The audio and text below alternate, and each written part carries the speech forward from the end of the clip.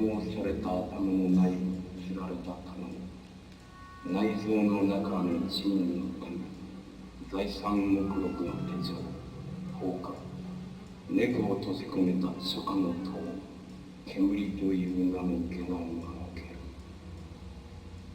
糸巻き B に巻き込まれたおもり B がおもり A が解放されたことにより作動を始める歯車 A とは反対の方向に今度は車輪 B が回転を始めテーブルの上を動き回る1主人は米でできている2主人はその土地と肉との和解である3主人は限りなく縄橋を登る4主人は犯された姉の包帯を麦畑にさらす5主人は野屋で目隠しされたシナの少女の見張り番である6主人は崖の柳き男である7主人は水に沈めたフグの鳥である8主人は大工地獄ののろしである崖の卵男はカツラを与えられ入れ歯を口にはめられ髭をつけられて一つの人格の影としての聖なる主人となる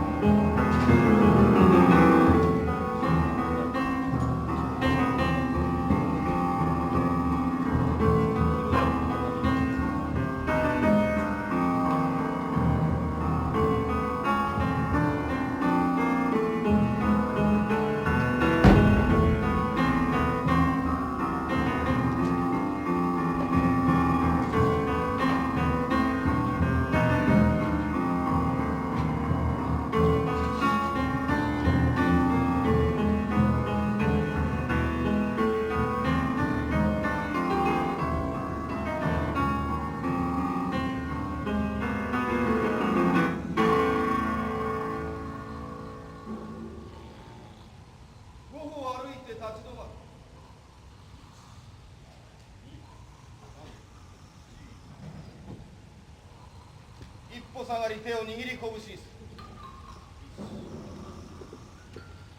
その手で戸を叩こうとしてやめる。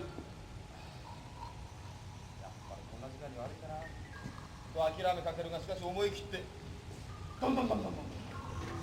こんばんは。一度言って二度目を言う前に歯ブラシを取り出し、じっと見つめる。これ見てるとなんだか気持ちが落ち着くんだよな。どんどんどんどんどんどん。こんばんは。誰かしらと立ち上がりかけ、めんどくさいのでまた寝たふりをする。聞こえなかった。何も見なかった。でも見ろよ、月があんなに照ってるね。闇から月の形を切り抜いて捨てる。首を二度振らない。こんばんは。しつこいわね。まだ言ってるわよ、ほら。ほら、まあ戸が見えたらじゃ叩き続けるだろう。誰もな、この闇から奥さん切り抜いて捨てるなんてことはできやしねえんだ。そんならまぶたの雨戸を閉めますよ。ほら、バシッとまぶたを閉じ、真っ暗だ。何も見えなくなったよ。お前がまぶたを通したところは俺の方まで暗くなるわけがねえだろ。2倍も明るくなっちまう。こんばんは。開けてください。3番目のセリフと4番目のセリフの間に木の箱を持ち込む。木の箱に人が入り出す。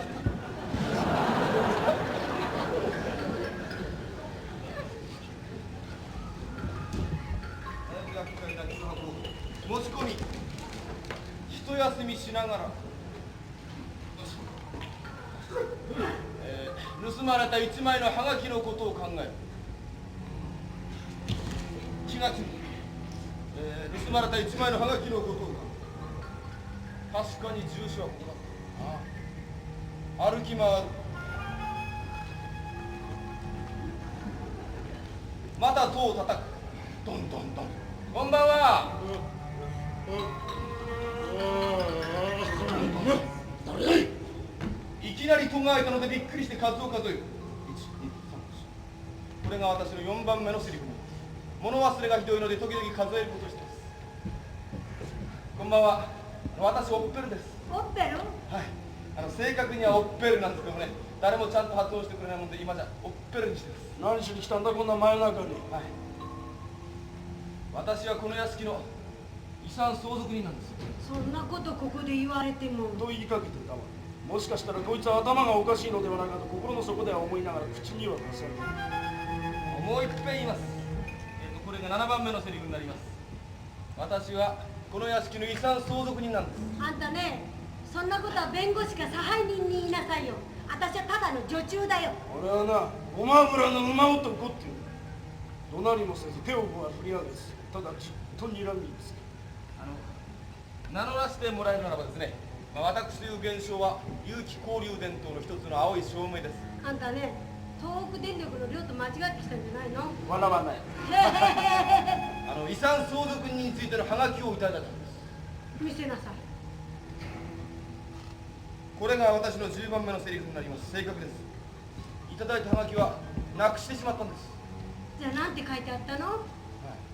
私にこのグスコーブドリの全ての遺産を相続する義務があるんだ。理由は私がグスコーブドリのたった一人の息子だってですね。何人が書いたのかそのハガキ。書くわけないだろう、死んだんならさ。この野郎嘘ついてる。腹の底では棍棒で叩き出してやろうと思いながら。表面的には愛想よく尋ねる。じゃあなんか他に証拠でもありますか？証拠？見回す。ゆっくりと手を開き、手の甲を見せ、指を折り曲げる。1本、2本、3本、4本、5本。上唇を舐め回す。これです。なんだそら。ただの歯ブラシが1本。落ち着いてきたぞ。私は力強く感情を込めて14番目のセリフを言います。私がこのグスコーブドルのお屋敷の遺産相続人であります。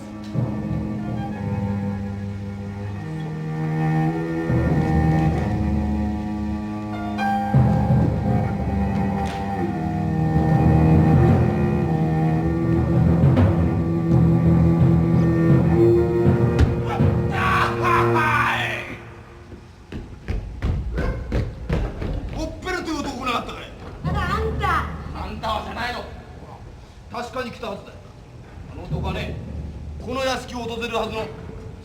13人の遺産相続人の最初の男だった。私はずっとあの男を尾行し続けてきた。でもあんたたった今ここで自分のことをオッペルだって。耳を貸さない。私はね、27年間あの男を探すために足を棒にしてきた。私はこの屋敷にどんな遺産があるのか知っちゃいない。私はイハトブの農場にもラックの上着にも何の興味も持ってない。私には使命がある。それはね、あの男を逮捕して連れ戻すことだけなの。というとオッペルは何か悪いことで。聞くなバカ者。そんなことはね、逮捕してから調べればいい。それいいだよ。13人の遺産相続人が来てみなさい。訳が分からなくなっちゃう。怖げなさいほら。止めておいたはずの針がまた動いちゃったじゃないの。分かったよ。あんたあの男の。覚えておきなさいよ。これが私の5番目のセリフになる。私は銀河鉄道の鉄道公安官、またの名は刑事のジョバンニっつうんだよ。何が何でもあの男を逮捕するためにやってきたんだ。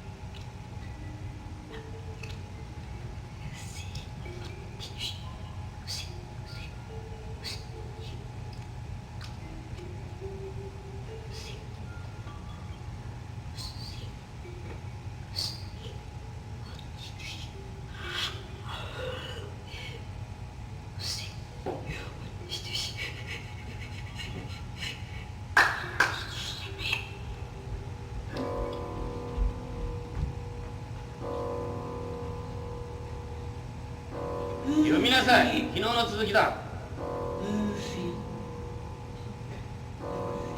1行目公正に見て天シベリア貴族の役業界2行目マリを演じている高級管理たちは天あるいは鍵括弧シベリアに根を張った生え抜きの天のち物か業界3行目あるいはロシア天一時秋それも法外な半丸括弧財産と私欲の括弧受け面白くない。旦面的すぎだ。それらの天人々の中で天人生の謎を解くことのできる業界5行目ものはシベリアにとどまってここまで。今読んだとこまで漢字はいくつあった？今読んだとこまで漢字はいくつあったかと聞いたんだ。字も数えずに読んだのか。申し訳ありません旦那様。貸してみなさい。上手な本の読み方というのは最初と最後を素早く読むこと。これが上手な本の読み方だ。申し訳ありません旦那様。さあ、まず最初は彼は妻のナタリアをゆっくりと抱き寄せた。そして最後だ。それから彼は妻のナタリアに接吻をした。手間がかかりすぎるんだよこの本は。では旦那様、どのようにしたら旦那様を楽しませることができるんでしょう。よーし、なかなかいい心がけだ。さあ、私の前に来なさい。いいか、いつものようにポチになるんだ。ポチになるんだよ。さあ、ほら、新地してごらん。ほれ、ちどうした？ほれ、新地、ほれ、うけ、よし、うけ、よしよしよし。はい、よしよしよしよし。さあ、今度お手だよ。はい、お手。お手。よしよし。はい。いいか？おつけおつけ。いいか？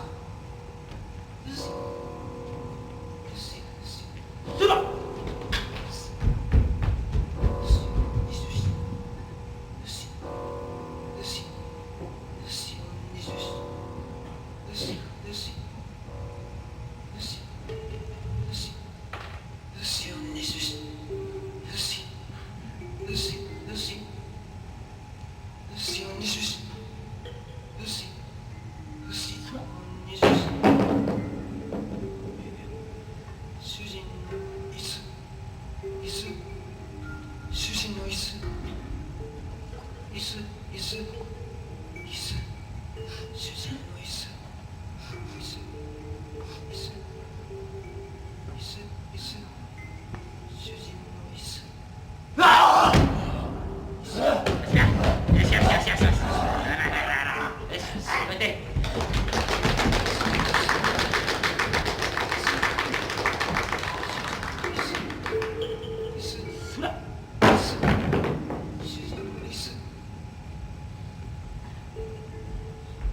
よ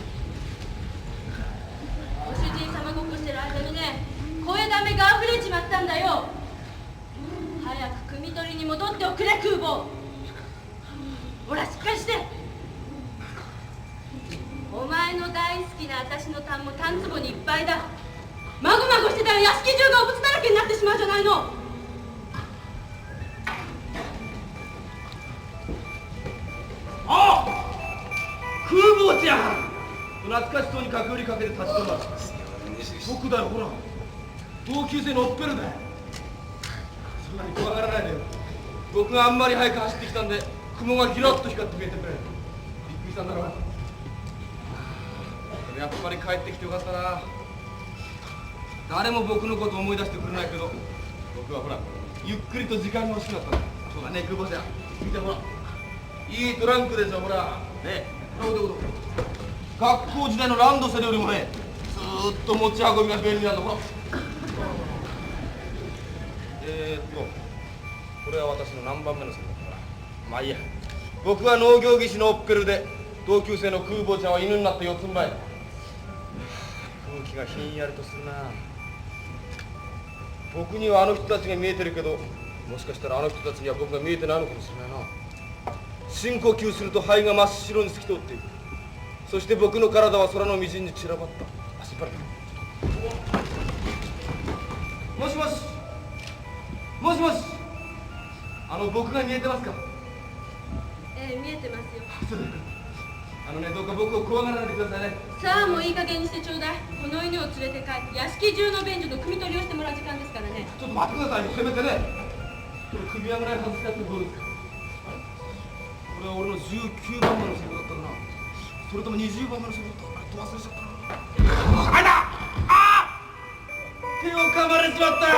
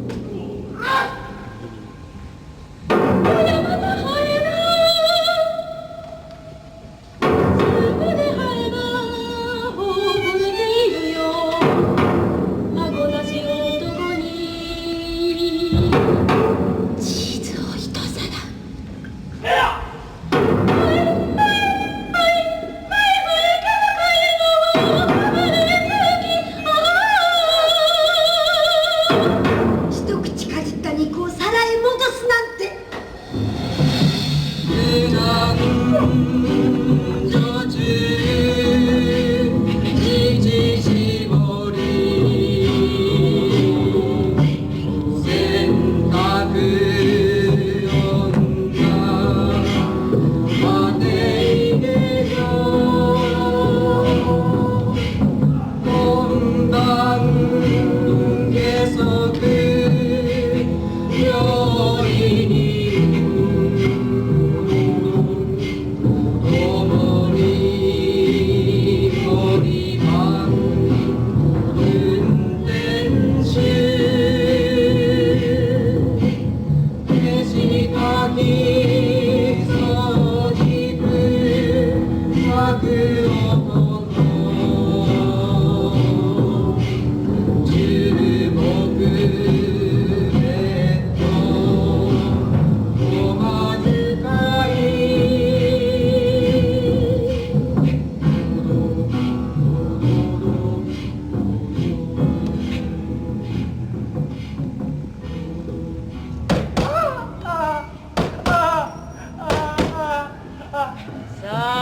口調してごらん。酢の瓶を舐めたでしょ。舐めたよ。ほら確かに酢の瓶舐めた。その瓶の中に何が入ってたの？言ってごらん。酢の他に何が入ってたの？ああ、知らねえよ。俺は目つむってたんだ。酢の瓶の中には小人が一人入ってる。そうだよ、小人が一人入ってた。その小人はバリカンを持っていた理髪中毒。人の頭と見れば片っ端から買ってある。そうだよ、その通りだよ。許してあげるわ。お前は正直だから。それにしてもお前どうして書斎の柱時計を持ち逃げしようとしたの？青い風呂敷に包んで。言ってごらん。どうして持ち逃げしようとしたの？お前は止まっている時計を探していたのね。そうだよ、止まってる時計を探してたんだ。一日に2度しか正確な時間を指さない時計を持ってくるようにって頼まれたのね。そうだよ、頼まれたんだよ。誰に？言うよ。刑事のな、ジョバンニって男さ。刑事のジョバンニ。ああ、許しとげるわ。お前は正直だから。さあ、今日はこれでおしまいよ。私出かけなくちゃ。ああ、行かないでくれ。もっと回してくれよ。お願いだ。そう。こうなの？お前は私の白炭だ。お前は顎なし男の笑い袋を盗み聞きした。お前は文法違反の猫を水に沈めた。お前は人の人形に消火器を取り付けた。お前は鍵穴の満月トラホームの覗き男。許してあげるわ。お前は正直だか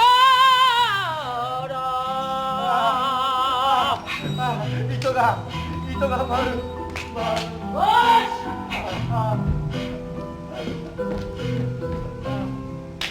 し！おや、私は帽子を呼んだんだけど。あいにく帽子はただいま留守でございます。どうも、それでお前が飛んできたってはい、お日様。つくづく思うけど、お前は本当に醜い顔をしてるわね。赤馬の種付け男が言ってたけど、屋敷中の鏡を全部割ってしまったのはお前なんだって。申し訳ございません、お日様。でも鏡を割ったぐらいじゃお前のその醜い顔は割ったりはしないのだ。どうせ割るなら屋敷中の源男の目玉の鏡を全部割っておしまい。さあ、私は出かけますよ。戸締まりをきちんとして休むんですよ。はい、奥様。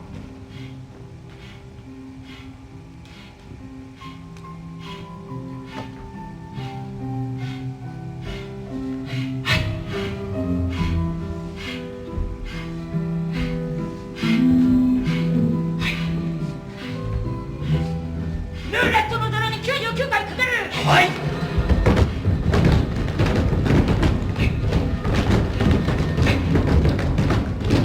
他人のスープに唾を吐く。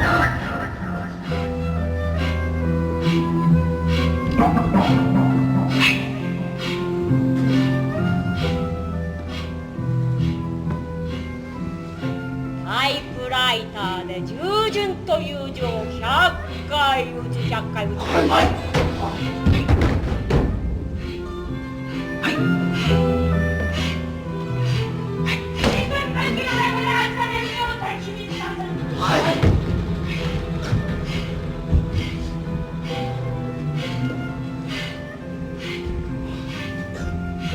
主人の留守にプールで泳ぐ。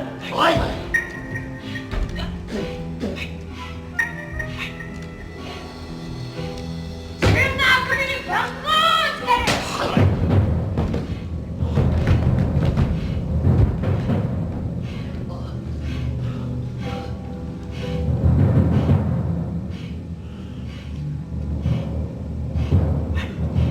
ろうそくの筒で台所の天井に丈夫の名前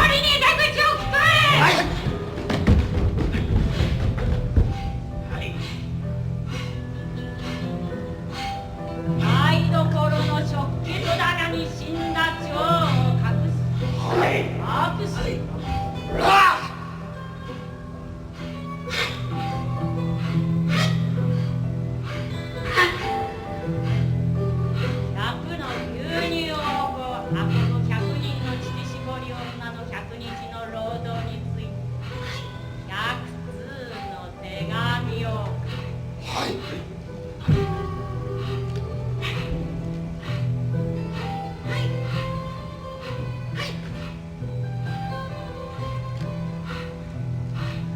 言えないわ。どんなことがあっても決して口答えをいたしません。はい。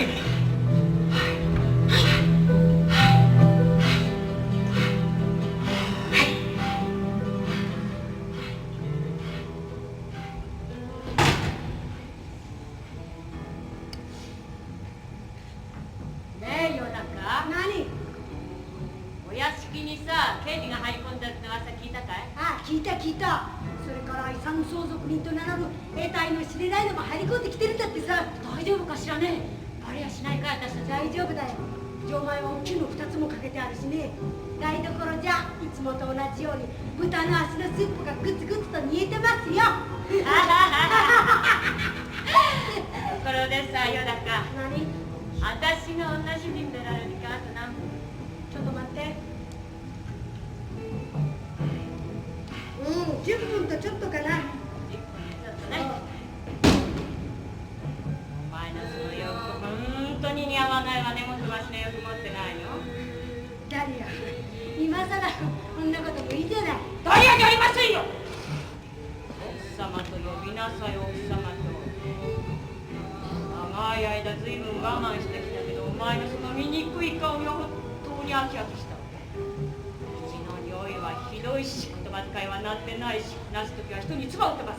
爪は真っ黒で伸び放題。さぞかし下着も汚れてるんでしょうね。そうだわ。私の白炭をハンカチに包んで持って帰って上中部屋でお茶に入れて飲んでみたら、少しはマシな肌になるかもしれなくてよ。おたけ！はい、奥様。はい。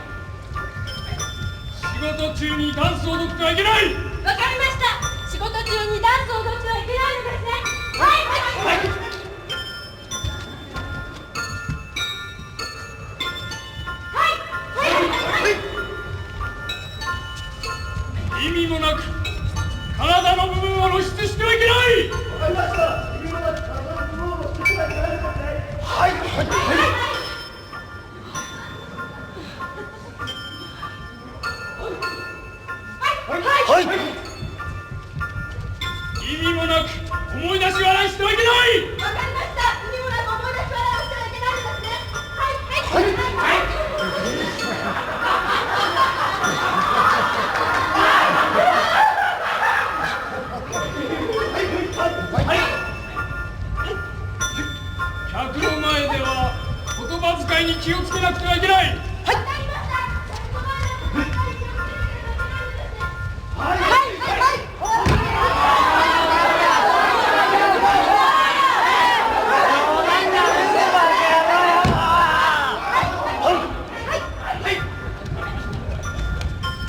やたらに指をしゃぶってはいけない。わかりました。やたらに指をしゃぶってはいけないようですね。はいはいはい。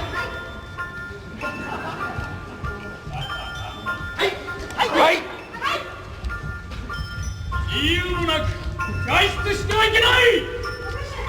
外出ではいけないのですね。はい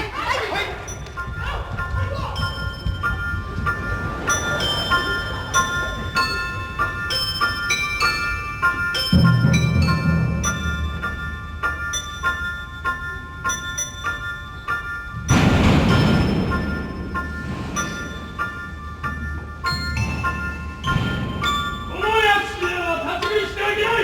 わかりました。立ち食いしてはいけないのですね。私は立ち食いいたしません。そう、先に言い直しなさい。わかりました。立ち食いしてはいけないのですね。私は立ち食いいたしません。食事中にやたら頭をかいてはいけない。わかりました。頭をかいてはいけないのですね。私は頭をかきません。もう一度やっと見つけました。なんだこれは。ビクターの意味です。見てください。His master's voice って書いてあります。忠実さのお手本だな。いいえ、盗み聞きの見本です。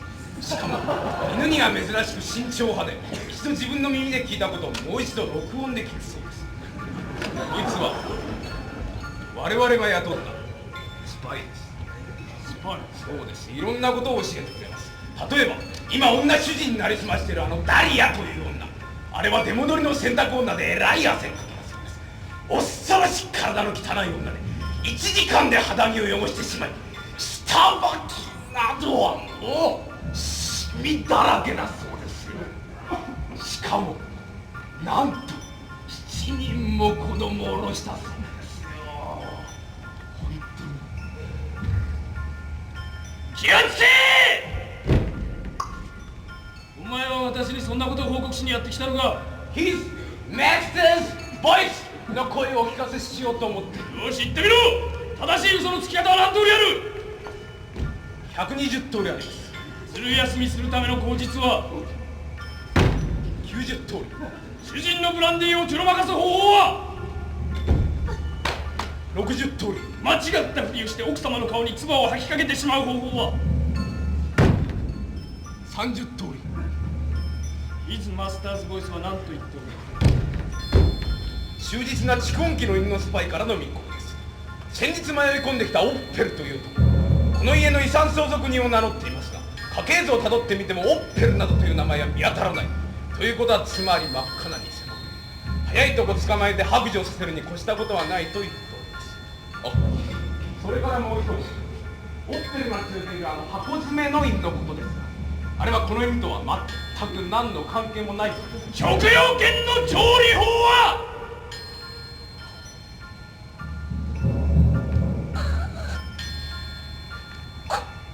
10通りあります。よし、ではその中の4番目の方法で調理して今夜の食卓に出してやれ。「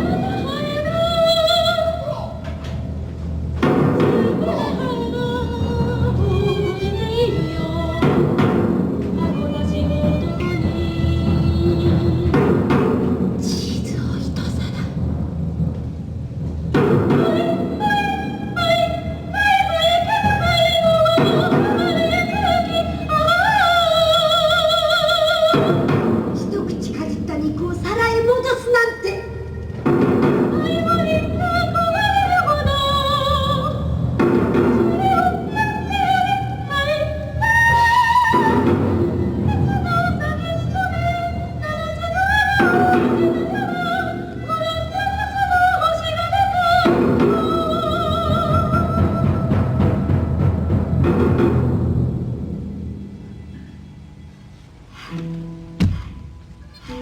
れが私の21番目のセリフになります。いや本当に結構なスープですね。美味しいスープだ。美味しいスープ。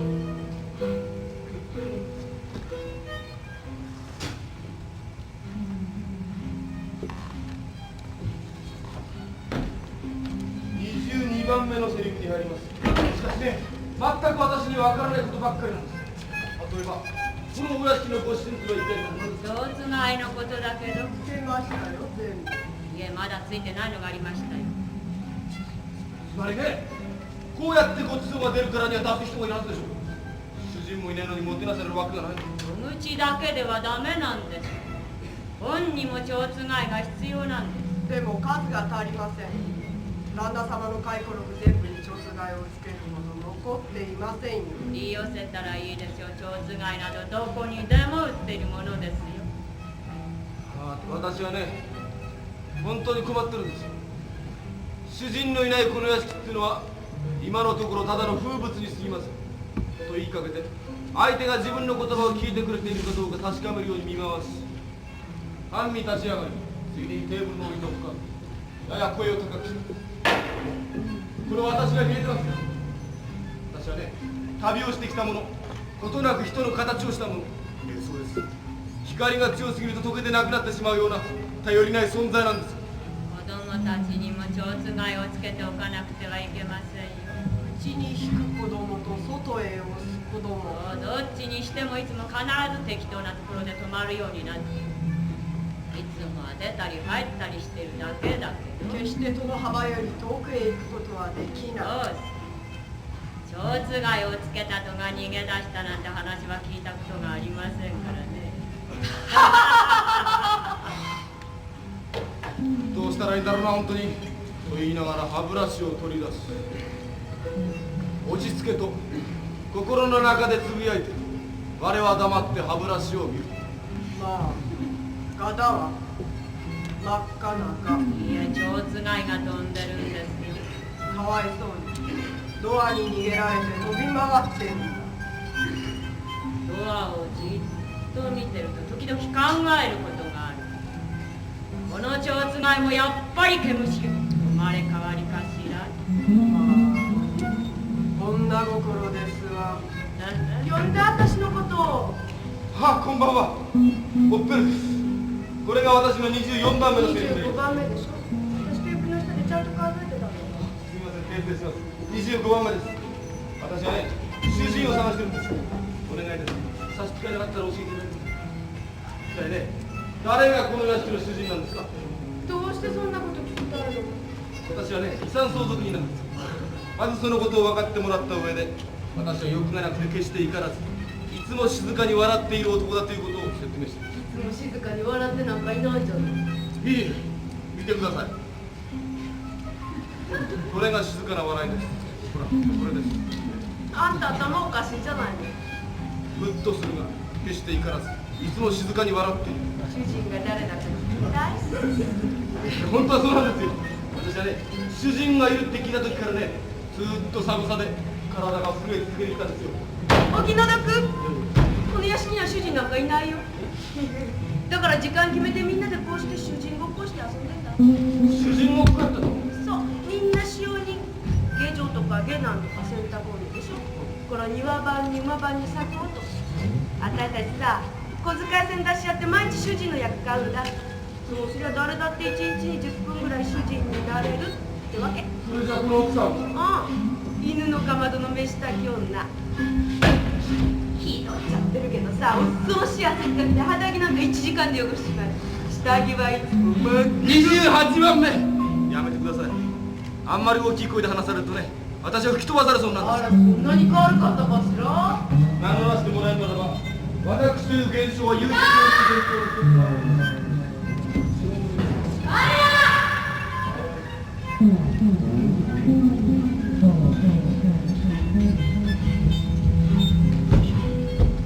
いくらなんでもひどいじゃないの。もうとっくに持ち時間が過ぎてるんだよ。お前なんか呼んでませんよ。何がお前だよ。お前の言われてる時間はもう過ぎてるんだよ。ほら持ってきてやったよ。これがお前のボロック。とっとと着替を渡さないとひどい目に遭わせるからね。いや、それぞれ向き不向きってのがあるんですよ。お前が怪我を着たって決して主人なんか見えませんからね。なんだってこのめったき女だ。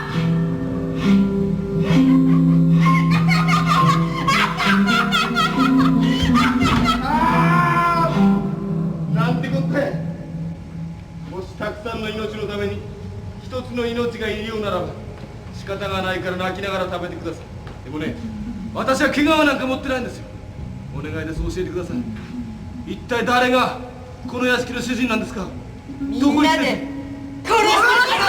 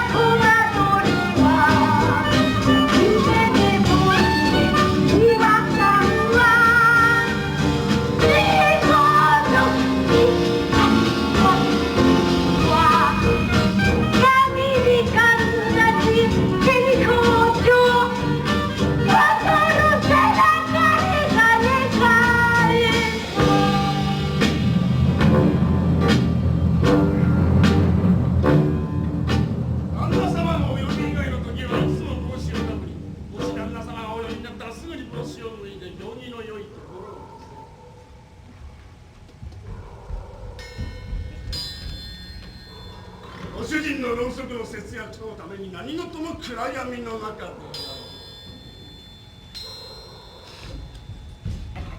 酒瓶がどこだ酒瓶が確か1000を超えて一口ぐらい飲んでもわからないようになっているブランデーがどっかにあると聞いたんだ。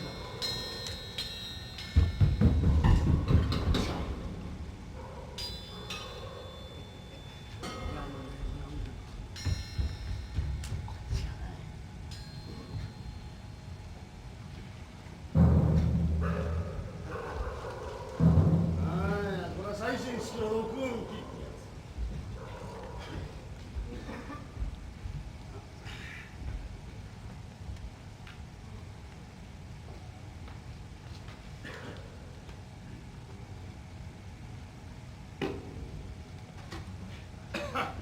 イエイ！フランベ。イエイ！フランベ。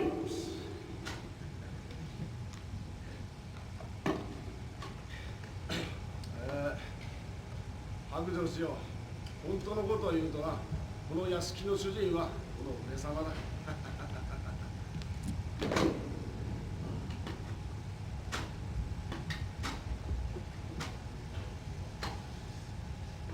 入ってないよ。録音は失敗で。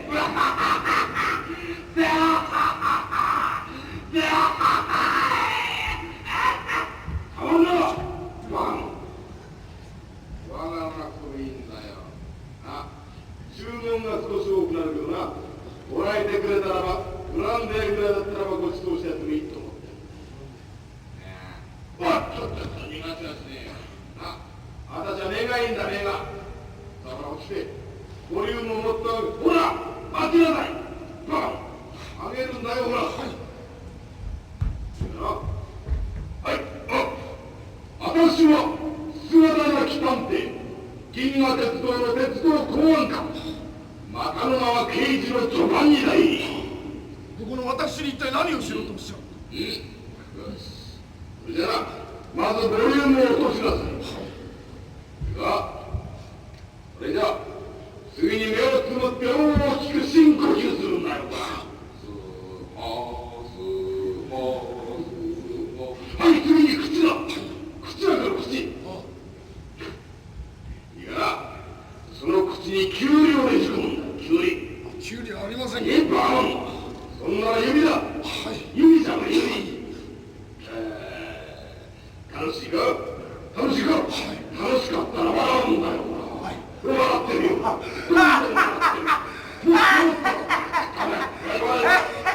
たまま指を触る。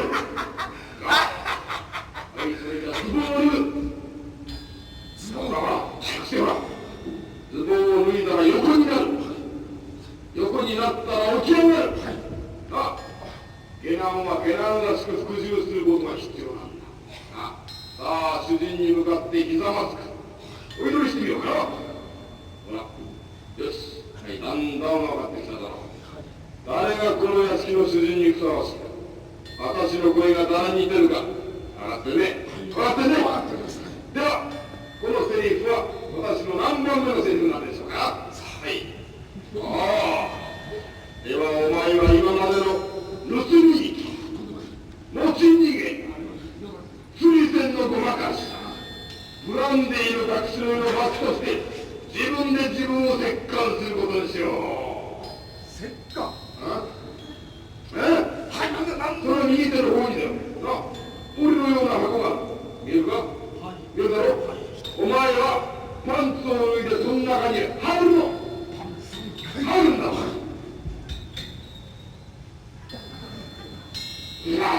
何を抜くんだ、ほら。あんた力ずろ。さあ、箱の中に入って。いいか。私が悪うございましたって紐を引っ張ってた、紐を。いいか。よし、もう一回も。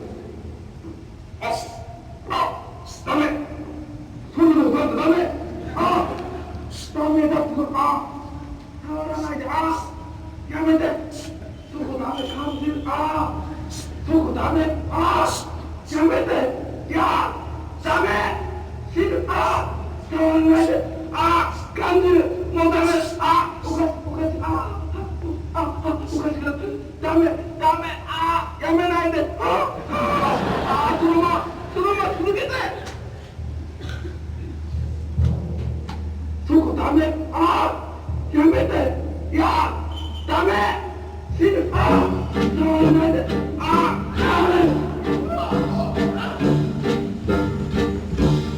誰が殺した戸惑いをけなりは壁を数えてた途中は口紅つけていた誰が殺した戸惑いを共には赤い帯からった洗濯女は羽がいた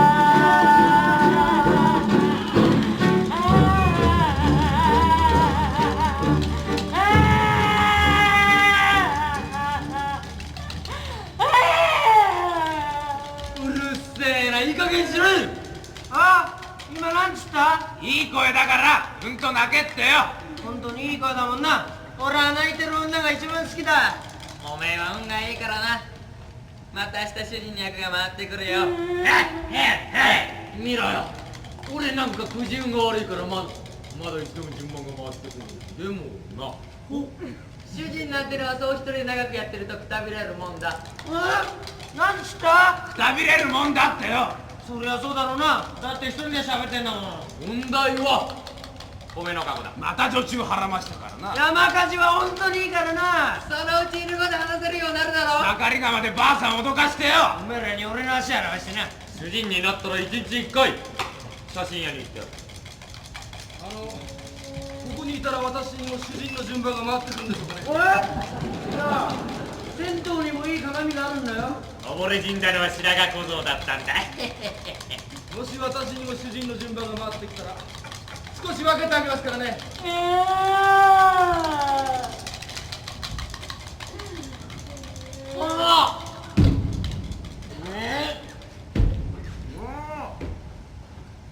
今日の特別臭いようだ。このところ下痢なさってるのではなかろうか。多少運動不足でもあるようだし。食事も好みが偏りすぎんだよな。いいもの食いすぎたよ。なんつったんだ？いいもの食いすぎるっつってんだ。めんどくせえでもう頑張ってきて。ほら、場所移ろう、場所。はい。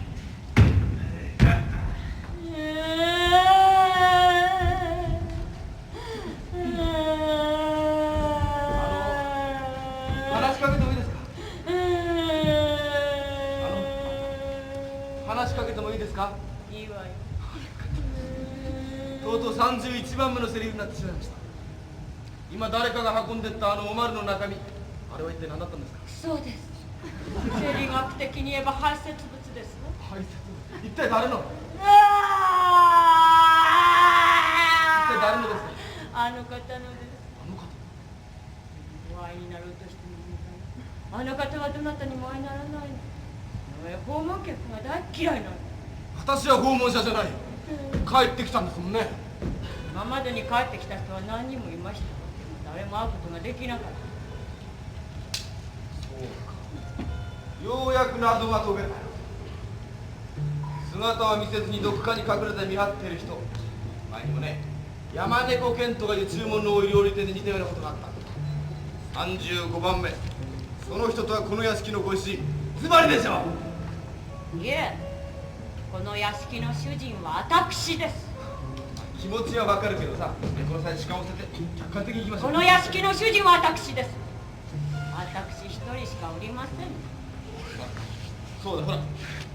ナレ屋さん、ほら。これあげるからさ、ほら。じっと見てごらん。ほら。面白い歯ブラシでしょ、ほら。豚の毛でできてるんだ。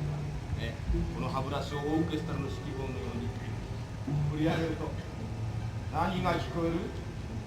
自分の考えが記者や学者や天の川やみんな一緒にポカッと光ってシーンとなく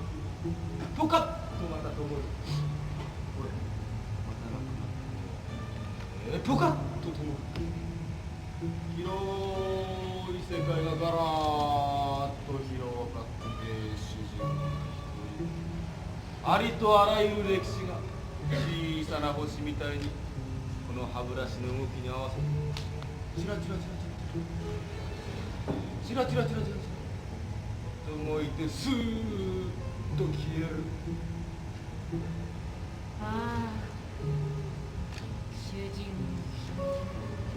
さあ、ちょっとだけその消えた主人のことを話してくれないかな。その主人というのは今どこにいるのかな。どこでクソしたのかな。約束してくれる？ああ、しますよしますよ。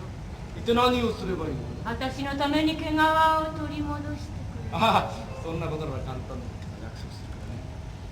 その人はどうして姿を見せないの？軟禁されてるんです。軟禁？犬みたいにベッドの端につながれてるんです。20年も前から。もう20年も前から犬のようにシーツに閉じ込められている。それでこの屋敷の下男や下女たちは天下を取ったように好き勝手なことをしている。そうなんだね。あの方は1日に玄米4合と味噌と少しの野菜を食べます。あらゆることに自分を感情に入れるなって言います。あの方は自分で自分を閉じ込めてしまったんです。でもどうしてそんなことを聞くの？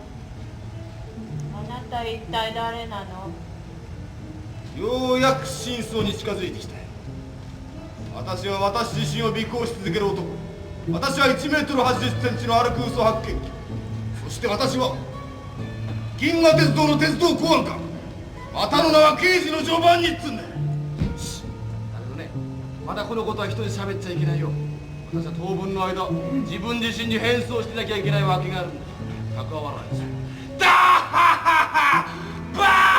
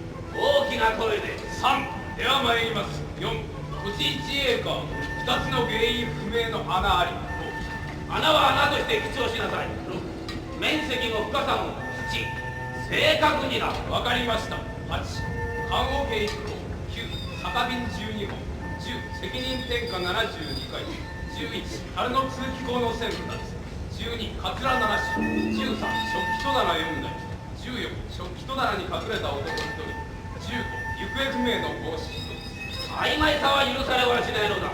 16、食器戸棚に隠れた男は11、義足だったか18、義手だったか19、それとも義眼だったか20、行方不明になった帽子の色は黒だったか21、チャコールグレーだったか22、それとも黒とチャコールグレーの中間だったか。その点については23、先生のご要望通り。24、できるだけ詳しく。25、調べ直しさせることに。26、しましょう。続けなさい。21、さらに約9枚、銀製ナイフ42本、フォーク31本、テーブルクロス2枚、そのテーブルクロスにくるまった残り肉の油と、その油の持ち主のシュールサイファーさん犬の排泄物、石のない過去と過去のない石、六葉ゲナ、オール紙で作った円筒。分かった。何がだ。28、実際にないものも財産のうちだということですね。29、財産目録というものは30、ただの現在であってはならない。31、いいかね。買ってあったものも32、これからあろうとするものも33、すべて漏れなく34、記載しておくことが35、必要なのだ。続けます。火希棒1本、鞭4本、イボだらけの料理人およびその鍋2本、街灯によって隠されている壁の部分、藁と枕、五口の女中、円形脱毛師匠の混ぜ、腹にっぱなしの子守、シナのスイカ、各位。一体どうするつもりなんだろうね。全部帳簿に記載することになったそうでございます。回し物だね。誰かの回し物がこの屋敷の財産を乗っ取ろうとしていたよ。あの二人は差配人と弁護士なんだそうでございます。奥様って声が低いんだよ。それからもうちょっと感情を入れて喋ってごらん。あの二人は差配人と弁護士なんだそうでございます。奥様、目隠しされた馬1頭、持ち主不明の鍵付きの小箱1個、沈まない金1つ、絡みっぱなしの子守1つ。商売で目のつきそうなものがまるでないようだな。36。下男の寝台に持ち込まれた寝台というのがあります。これはまだ無傷のようでございます。あれもこれもみんな持っていっちまうんだろうかね。いえ、ただ数を数えているだけでございます。奥様。そんなのいいけど。ひょっとしたらこの毛皮も数のうちに入ってんのかね。まだ今のところは。ああ、よかった。とめこや。はい、奥様。どう？これ似合う？はい。お前私の鏡になっておくれ。私がピカピカに磨いてあげますよ。ありがとうございます。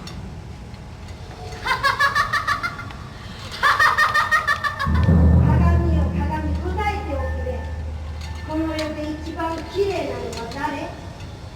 誰にも渡さんぞ、私の財産を。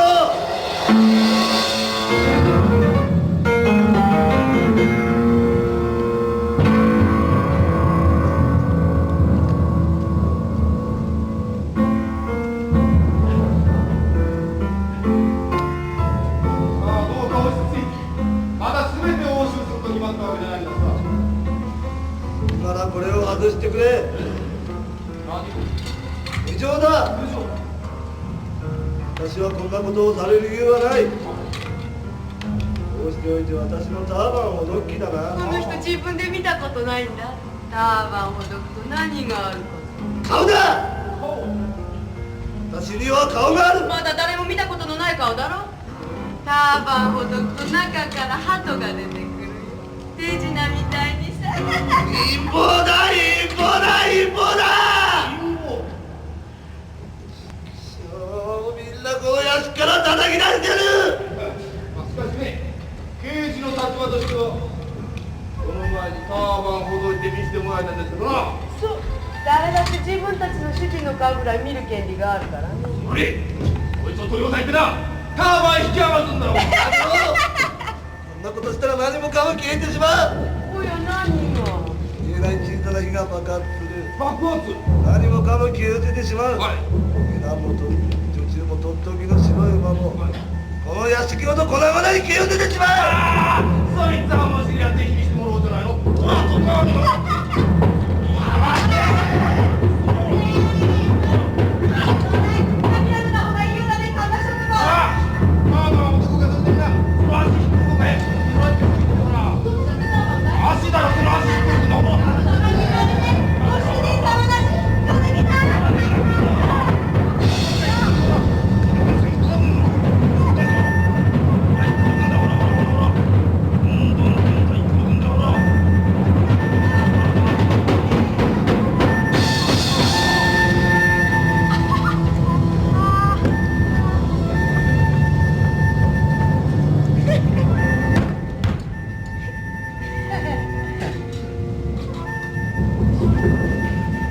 神様が顔をお見せにならないのは真っ赤で醜い肌をしているのを見られるのは恥ずかしいのだということを聞いたことがあるが、うちの主人も正体を捉えてみたらこんな朝がありさまだった。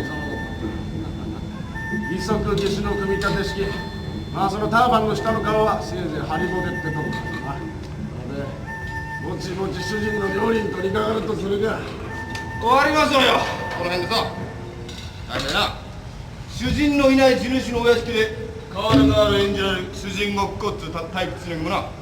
こんな主人が出てきたもん続けようがないでしょ。もう一抜けだ。やめやめ。でもその作男に主人の役を押し付けたのはあんたです。そうだよ、最初は俺がやるっつったの。人には向き不向きってものがあるよな。俺がやってればもっと長続きしたんだよ。バカだ。大体な、主人なんての誰だってよかったのさ、本当。俺はね、主人の遺産を探しにやってくる自分を自分で捕まえたかった。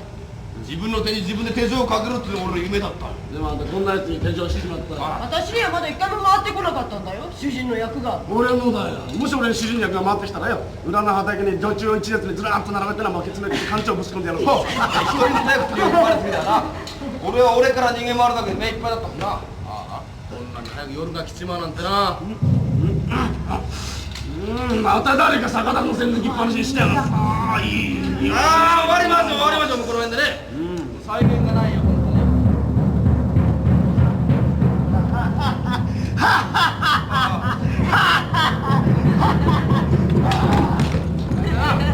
主人ごっこっつうタイプするにもな、あいつのターバンほどいたら中身は空っぽだったっつう肩がつく。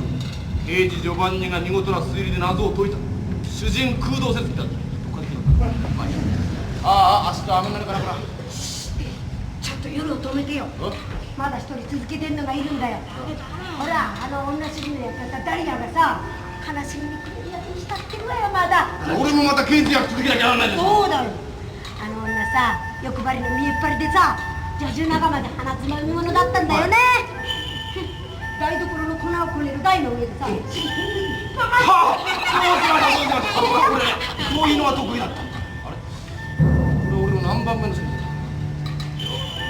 こんなセリフは最初からなかったのかもしれねえな。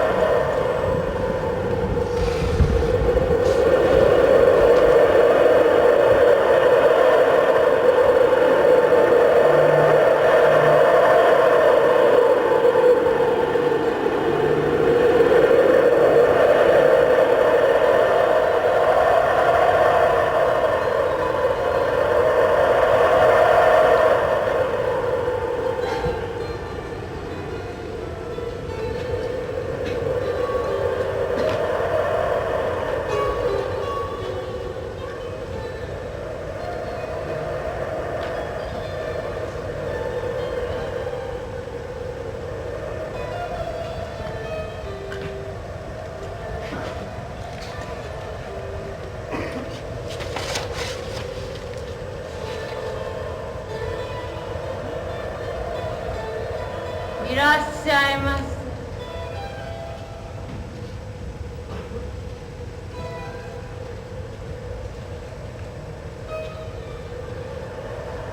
私は私自身の女主人。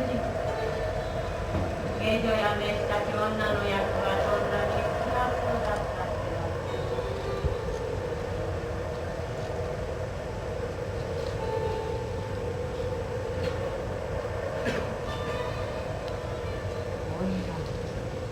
あの洗濯女また汚れ物ほったらかし。公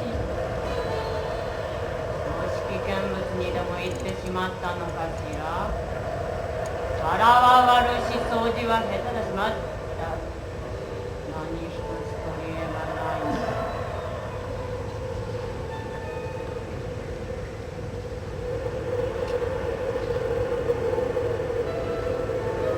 おや、もうこんな時間。お客様がお見えになる時間だわ。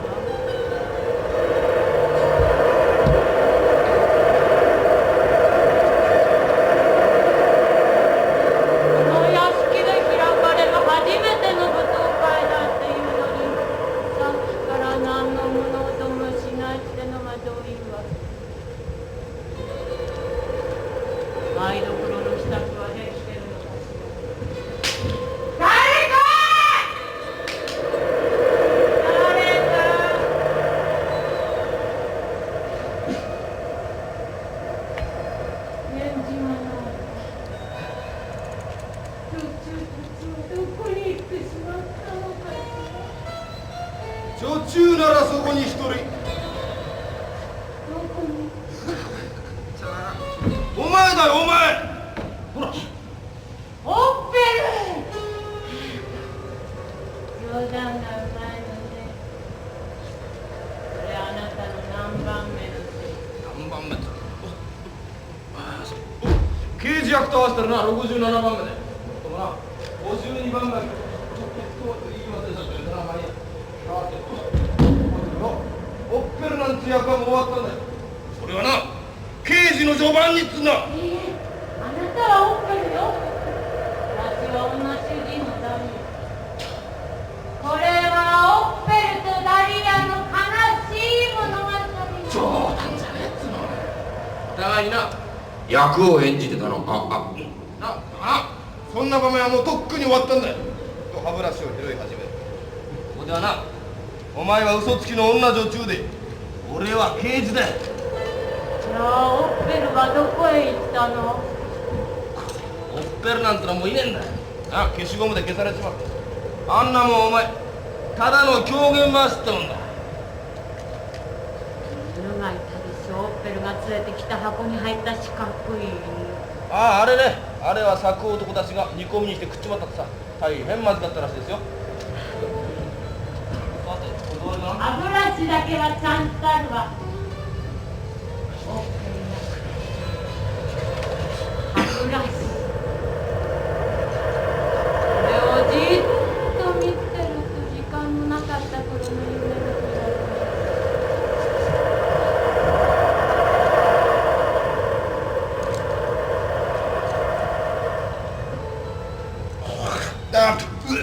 さてこんなことしちゃらない。もう72番目のセリフだもんね。100番までいかないうちに何もかも決着つけなきゃいけないんだからな。何のお話か存じませんけど、もし今夜のパーティーにおいでになったのでしたら招待状を見せていただきますわ。何、招待状？そろそろお客様がお見えになる時間です。不審な男がいると皆様にご迷惑がかかるんです。のそうだわ、一人やっとらあってこら。何をするんです。ほらやった見ろ見ろほら。逃げ癖のある女中にはな、こいつを押し付けとくのが一番いいんだよ。な、いらないことになる。ほらせいばなどるんじゃねえ。オッペル助けて。オッペルなんていないんだってな。有機交流伝統の証明はな、銃が飛んで消えちまったんだよ。ほらみんな集まってくれ。ほら蹄鉄を撃たれたゲスのダリアがな、台所のオペラを歌うそうだ。ほ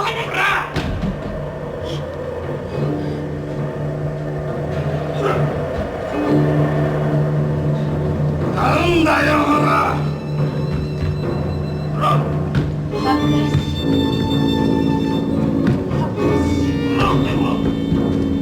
知らないか私の行方を。知らないか。もっとだよほら、もっと歌えよ。女主人になりすま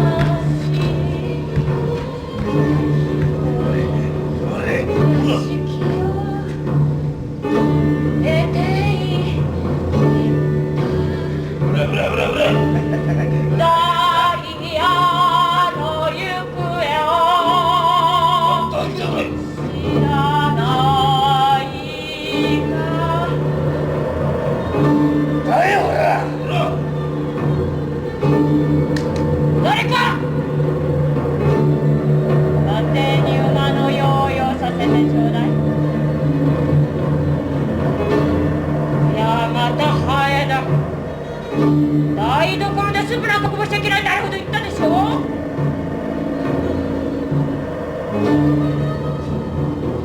まだなど早く私のとこに帰らなくちゃ。何度言ったらわかるんです。猫はダメよ。ネットに毛が散らばりますからね。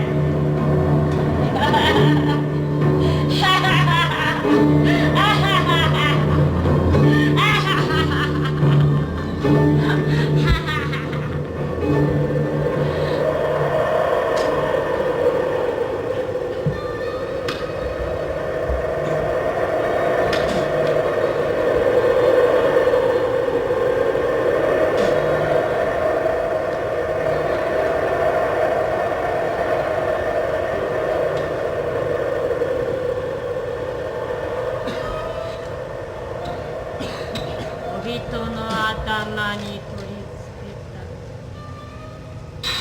黒い風見鶏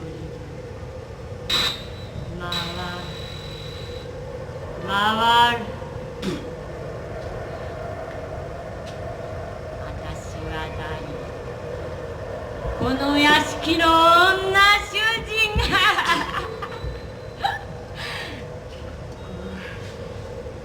ここは私の屋敷みんな私のもの死んだ女中が笛を吹くお月様にはあざがある6年のばあさんが一目忍んでジャムなめ私の屋敷みんな私のもの蔵の子供が穴を鍛冶屋が暗い星つく森娘が赤ひもで韻を結んで夢の中ここは私の屋敷みんな私のもの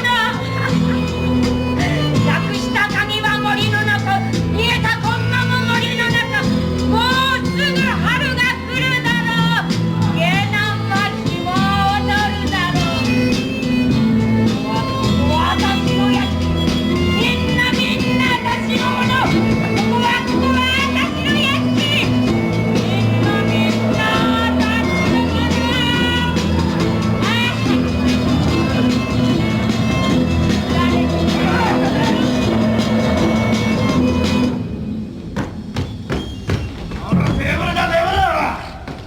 晩餐の支度だよ。